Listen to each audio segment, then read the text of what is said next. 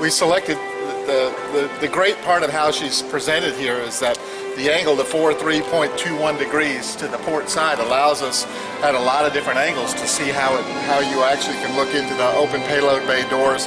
Also, as you go down the ramp, gives you some great perspectives on just how fluid and how smooth she is toward the backside as well. So while you take the ramps to get up to the 30 feet and get the nose on view, really the whole idea about the ramps and getting a lot of different perspectives actually came into play as well. Also, it gave us an opportunity to really dip down the port wing almost down to the floor, only about 7.5 feet off the ground, which gives you a perspective that you're so close to the wing. You can really see all the front edge, the reinforced carbon. You can see the tips of the wing. And then on the bottom, we've got a nice little display that looks like an X-ray of the wing itself, so you can understand how that honeycomb piece of the wing works. There's a lot to it. We thought it'd be a great idea to open it up and show something that's never been seen before in terms of the shuttle itself. The orbiter, our girl Atlantis, has never been seen before like this, except as J.R. Jim Riley said, it was really like only an astronaut could view it. And that's really what we were going for. We saw thousands and thousands of images from space and said this would be a great one. Here's a great one. 150 yards away from the International Space Station, doors open, Cape antenna out. And we took a little artistic license and left out the Canada arm because it's such a fantastic piece of equipment and so vital to the missions. So that we really wanted you to see that. And really, I think one of the interesting things is when you put that Canada arm out, that extension is really makes it a lot more viable. Also, you can see with the arm out, the astronaut and the technician, right back where the guys working right behind that would see work through those windows and had a really good view, not only from a video monitor, but could put their eyes on the arm itself. What's that part that he's working on there? That's hang on a second, I'll give you the official name. It's the docking station, and what it does is that's how the orbiter attaches to the ISS. Okay. And to anything else. There's a lot of different things. So it would come up on it and stick to it, and the doors would open and you can fall between the two. Where would the astronaut get access to the bay and get out to do a spacewalk? He'd come right through the bottom door that's right there, right below. See where his head is? He'd come straight down below, and then he'd come out that horizontal section there as well. So that you'd be attached here. You could come out the bottom and get into the payload bay. And the Canada arm, that would be used for what precisely? Well, one of the first and foremost things it did, you could capture a satellite. There's two different things. You can put a piece on them and kind of an extension and have the astronaut on the end, and he would work and communicate with the operator inside and say, bring me 3 feet to the left or twist me around or move me. And then there's the connection point on the bottom actually attached into the Hubble and captured it that way. So there's an attachment point on that. That Canada arm is interesting because it's basically like an arm. The shoulder's down right next to the payload bay door, and that's the elbow, and that's the wrist. And the wrist moves different from the elbow, and the shoulder moves different from the elbow and the wrist as well. So the whole idea was to give the operator inside the ability to move like they would move their own arm. What's the significance of this orbiter being here at Kennedy Space Center? Well, we're really happy to have her because all her missions, obviously everybody was flown out of here. She ties in really well she was the last mission. She landed here. She was the last one to 135 was an Atlantis mission. We were real happy to have her because she was the second youngest of the fleet. She was a workhorse. She did 33 missions, flew 120, almost 126 million miles in space, and it really felt good. I mean, we would have been happy with any of them, but it really feels good to have her here. And she seems to like it here. We communicate. There was a bit of competition for the remaining orbiters too, right? Oh, sure, yeah. I mean, there was nothing. There was no. We had no idea that we had no idea that we were guaranteed we were going to. We thought we presented a really good case, and that case involved a lot of things. Relevance, pertinence, the fact that we had the funding in place, or we could get the funding to afford to build a building like this. We had the conservatory chops. We have us all around. You see all the artifacts of space-flown artifacts all around us here in the Kennedy Space Center Visitor Complex. We've done Saturn V. we felt pretty comfortable that we had a pretty good shot. Plus, again, it felt like one should be here. And this is NASA's orbiter. NASA still owns this one. There's the two that have gone out. NASA owns theirs, and the California Science Center owns theirs as well, and then Intrepid owns Enterprise.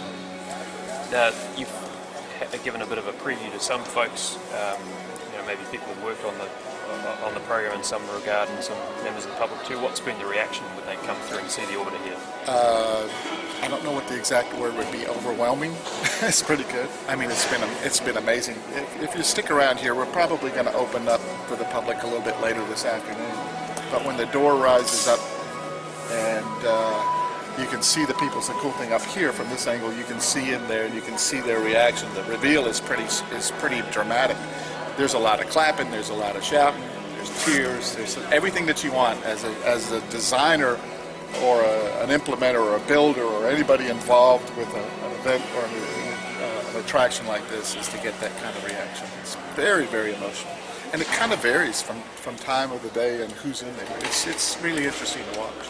And this is quite a different display from the way other shuttles have been displayed in other centres, right? It is. I mean, we started the design a long time ago and had a concept that we wanted to show her in flight, wheels up, in flight, as she fell away, backed away from the International Space Station.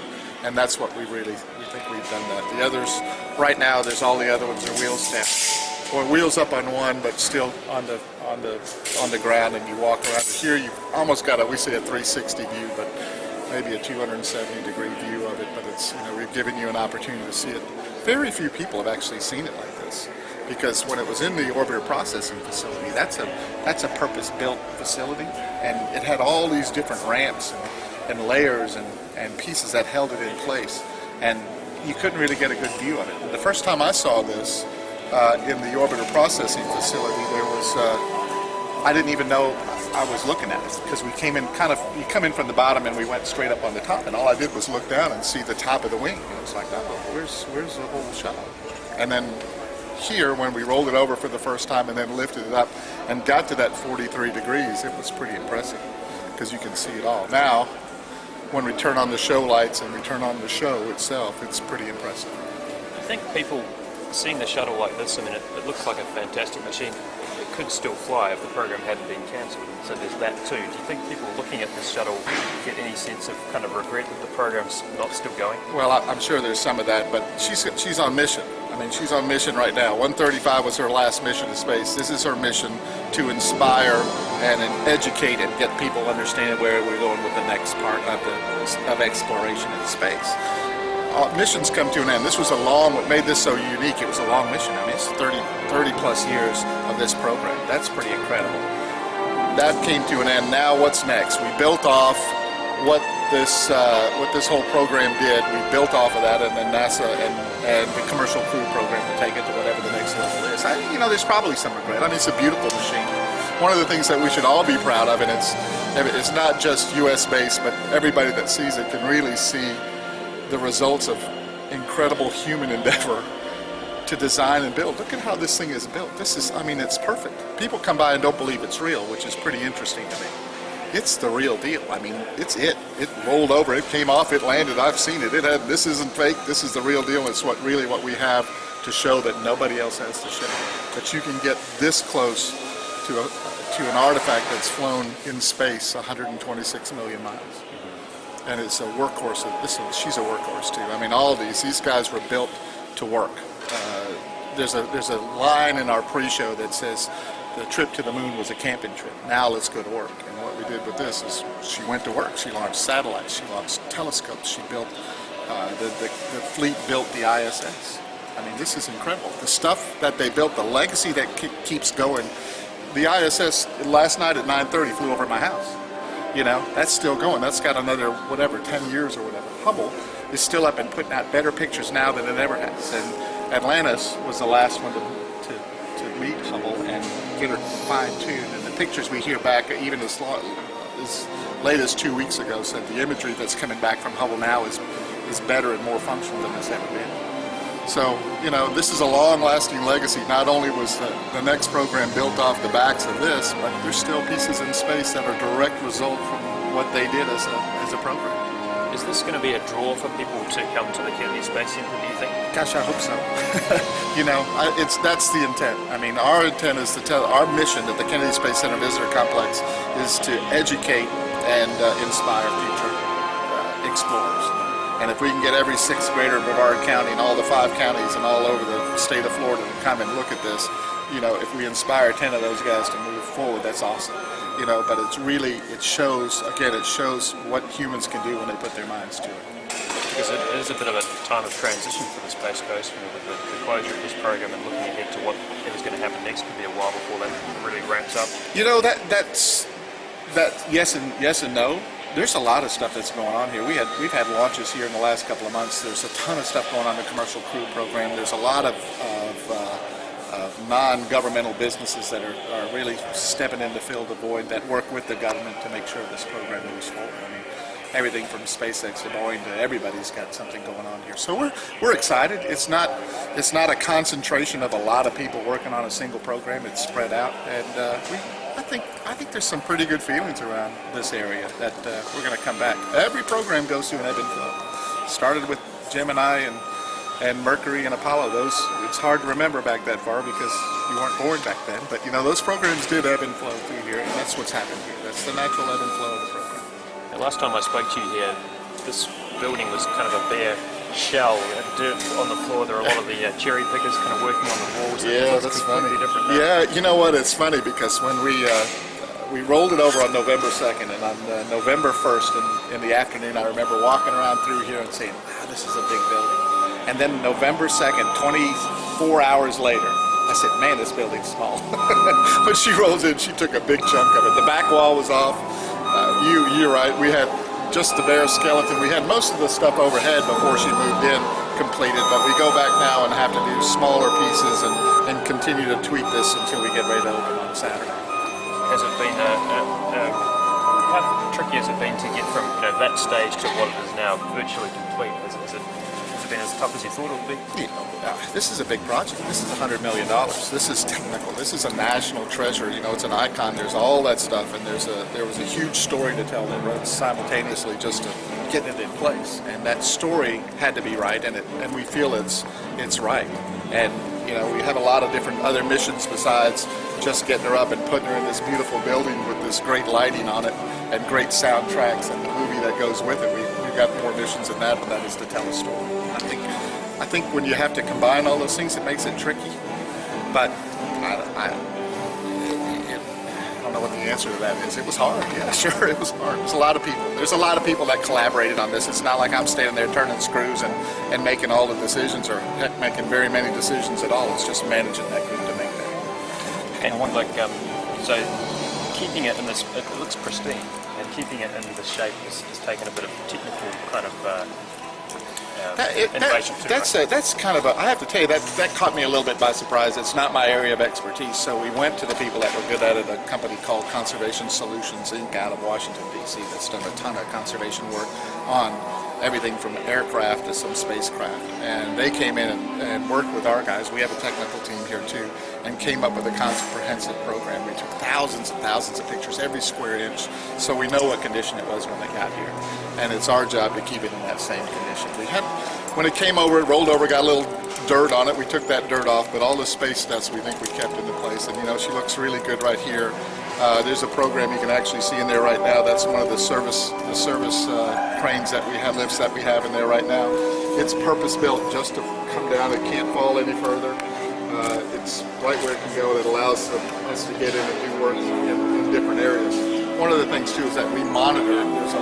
There's 9 different areas here where we monitor the humidity within the aircraft itself, and that's really important because humidity is what's going to cause corrosion. We've taken out all the fluids within reason, so that makes it. We've got a good shot at it. The guys from CSI have put together a program that will work with our technicians, and then we'll come down and double check all our connection points here in about 6 months, and then we'll do it yearly, and then a 5-year program after that. And those rocket booster models you've got out the front there, hurricane proof, I've been told? Hurricane proof, category 3. to building code.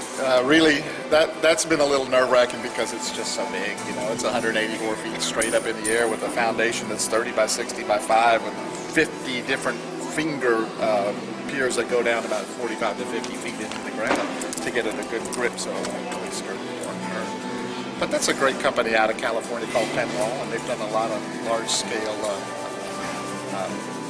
spacecraft replicas, and we're real happy with it. Really close, just about finished with that. You can see it's really detailed too. That's what they do well. Same thing with Gardley, the guys that did the Hubble and did the ISS. If you look at it, man, it's incredible how much detail those guys have done over the work. So, and this is a case. Here's a case of design versus being accurate.